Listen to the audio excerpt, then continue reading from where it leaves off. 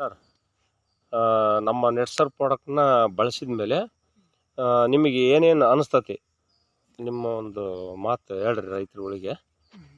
ಯಾವ ಥರ ಬಳಸಿದ್ರಿ ಅಂತೇಳಿ ಸ್ವಲ್ಪ ರೈತರುಗಳಿಗೆ ಹೇಳ್ರಿ, ಪರಿಚಯ ಮಾಡ್ಕೊಳ್ರಿ. ನಿಮ್ಮ ಹೆಸರು ಸರ್? ನಮ್ಮ ಹೆಸರು ನಾವು ದಾವಣಗೆರೆ ತಾಲೂಕು ಕುಕ್ಕೋಡ ಗ್ರಾಮ. ನಮ್ಮ ಹೆಸರು ಚಾಮರಾಜ್ ಅಂತ. ನಾವೀಗ 1.5 ತಿಂಗಳಾಯಿತು ಇದನ್ನು ನೆಟ್ ಸರ್ಪಿಂದು ಬೆಳೆಸಿ.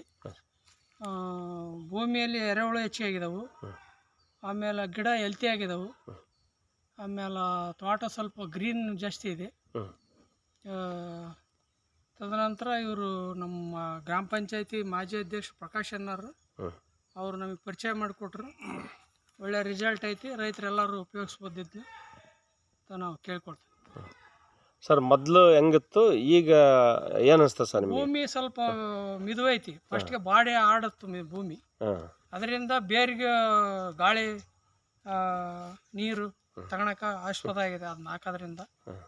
ಅದರಿಂದ ಎಲ್ಲ ಉಪಯೋಗಿಸ್ಬೋದು ಅಂತ ಹೇಳ್ತಾನೆ. ರೈತರಿಗೆ ಬಳಸಕ್ಕೆ ನಾವೆಲ್ಲ ಹೇಳ್ಬೋದು ಸರ್? ಹೇಳ್ಬೋದು ಸರ್, ಇದು ಒಳ್ಳೆ ಅನುಕೂಲ ಐತಿ. ಇಳುವರಿನೂ ಚೆನ್ನಾಗಿ ಬರ್ಬೋದು.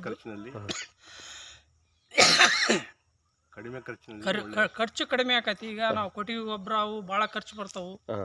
ಆಮೇಲೆ ಗಿಡಗಳು ಎಲ್ಲಿ ಹೆಲ್ತಿ ಆಗಿರ್ತಾವು, ಇವನ್ನೆಲ್ಲ ಬೆಳೆಸ್ಬೋದು ರೈತ.